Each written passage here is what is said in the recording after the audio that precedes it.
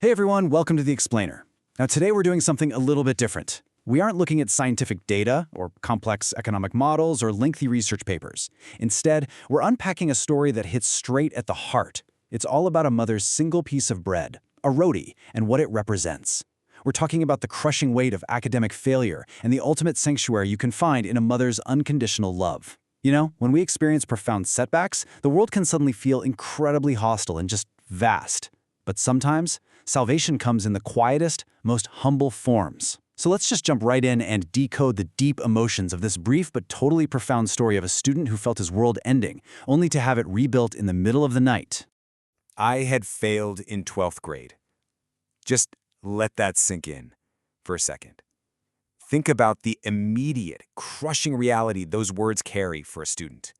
In our society, 12th grade board exams are rarely treated as just another academic hurdle, right? They are framed as this absolute life or death milestone. When you're at that tender age, your entire identity and your whole future seem completely tied to this single result. So failing that exam, it's not just a temporary setback. It feels like an existential collapse. It's this harsh, unforgiving reality check that can just break someone from the inside out. In a split second, years of dreams, expectations, and plans feel like they've literally shattered. The ground just drops out from underneath you, and you're left in this free fall of self-doubt and agonizing shame. All right, so that brings us to part one, failing 12th grade, and the heavy weight of societal judgment. Because man, the outside world rushes in fast, doesn't it? When a student fails, their internal pain is already huge, but the outside world multiplies it exponentially. Failure is rarely a private sorrow. It quickly turns into this public spectacle. You've got the neighbors, the relatives, they're often the very first to arrive. And tragically, their words are frequently weaponized. They throw around labels effortlessly, saying things like, he's never going to amount to anything, or he is completely useless. Society has this really unsettling tendency to take a single academic failure and permanently stamp a hopeless label on a kid's entire character. Imagine the suffocating anxiety the student feels right now. The human brain, especially a young one, internalizes these taunts so quickly. When every single voice around you insists your future is over, you actually start to believe it. Which leads us right into part two, a dark night. Isolation and despair. Okay, so let's shift away from the noisy, judgmental society outside and look at the timeline of the painful isolation happening inside his home. As evening sets in, the immediate reaction is just uncontrollable crying. It's that raw, unfiltered release when you realize you've let yourself and everyone else down. But by dinner time, that grief mutates into something much heavier.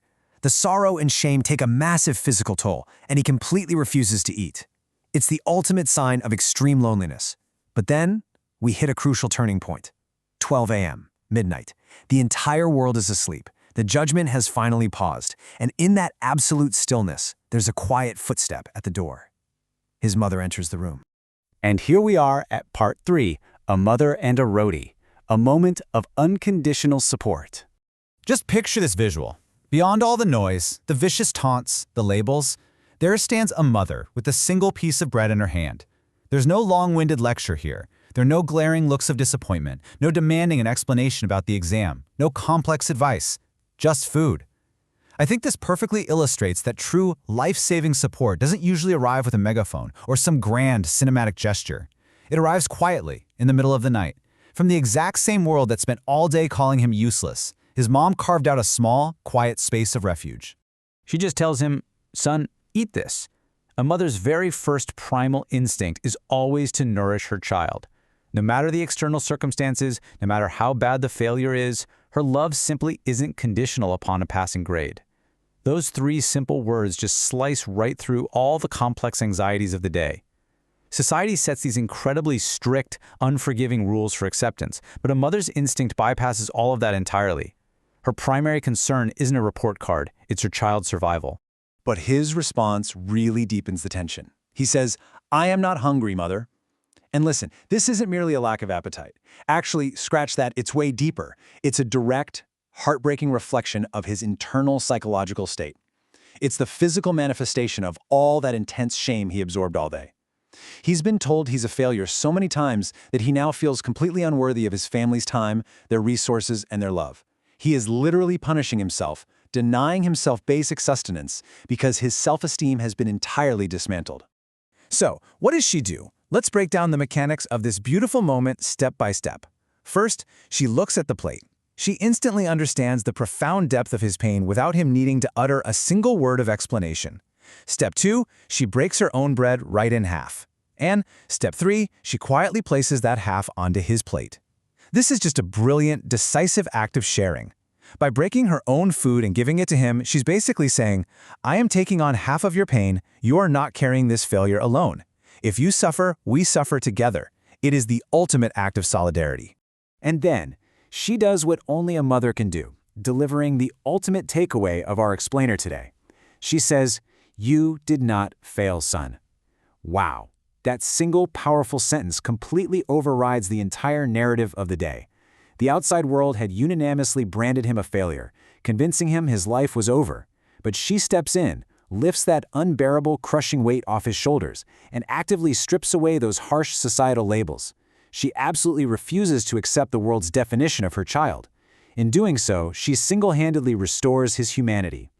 But then the story abruptly stops. You didn't fail, son, you just… What?